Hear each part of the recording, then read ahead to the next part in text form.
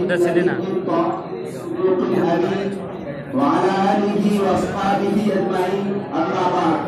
इधर देख रहा है, वो देख रहे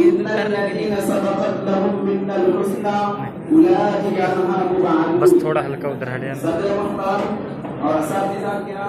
और मेरे अजीज साथियों, जब से ये दुनिया कायम हुई है और इंसानों से मामूर हुई है, उसी वक्त से ये बात मुशाहिदा में रही है कि जब भी कोई इख्तिलाफ बर्पा हुआ है, रूहानी हो या जिस्मानी, मादी हो या कल्बी, सारे अच्छा रिकॉर्डिंग अच्छी हो रही है, नहीं बल्कि हमेशा चंद अफराद ने कुछ हौसलामंदों और दिमाग के दीवानों में इख्तिलाफ बर्पा किया है।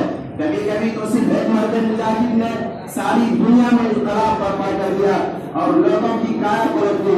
ये सिलसिला अगर अंबिया कराम की जिंदगी से देखा जाए तो तमाम अंबिया कराम ने नए तरह इख्तिलाफ की जिम्मेदारी उठाई और खुदा की नुसरत और हिदायत से एक जन्नत रफीक को अपना दिलदारा बनाया। और आखिर में नबी करीम सल्लल्लाहु अलैहि वसल्लम ने भी रूहानी इख्तिलाफ की सदा तनहा लगाई और आप सल्लल्लाहु अलैहि वसल्लम के प्यारे अस्हाब ने आपकी मुकम्मल पैरवी फरमाई और बाहयात इस मुबारक अमल को अंजाम देते रहे। बीमार की सदियों में अल्लाह गुलामों ने भी इस सुन्नत को जारी रखा, जिनमें उमर बिन अब्दुल अजीज, मोहम्मद बिन कासिम, मोहम्मद सामी फातिह खुस्तुल दुनिया और सैयद अहमद शहीद, ये वो अल्फाज़ कुदसिया है जिन्होंने हमेशा बातिल ताकतों का मुंहतोड़ जवाब दिया और सिर्फ चंद रुफका की मदद से लोगों पर ईमान के साथ हुकूमत कायम की और इनकलाब बर्पा किया।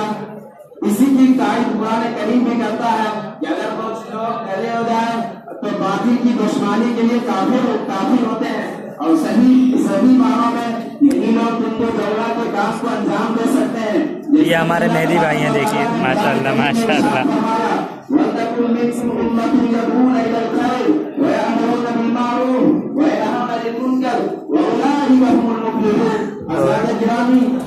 साफ तौर से इस बात की तरफ इशारा करती है कि एक ऐसी जमात मौजूद होनी चाहिए जिसका काम सिर्फ और सिर्फ दावत खैर हो, उसे फिक्र तो सिर्फ अल्लाह की रिज़ा व खुशनुदी, बस वो उसी के लिए काम करे। यकीनन ऐसे लोग समंदर के धारे को रोक सकता है और ऐसे ही लोगों ने इख्तिलाफ बर्पा किया है जिन्हें दुनिया की ज़रूरत मकसूद न हो, जिन्हें दुनिया के अतराफ मनफात मतलूब न हो, जिन्हें दुनिया की नफसानी ख्वाहिशात मरकूब न हो। वो जिंदा हो तो सिर्फ और सिर्फ रिज़ा इलाही की खातिर, वो मरे तो सिर्फ और सिर्फ रिज़ा इलाही की खातिर। सही मानों में ऐसे बुकरात कर रहा है, बुकराती कर रहा है, ये काम अंजाम दे सकते हैं।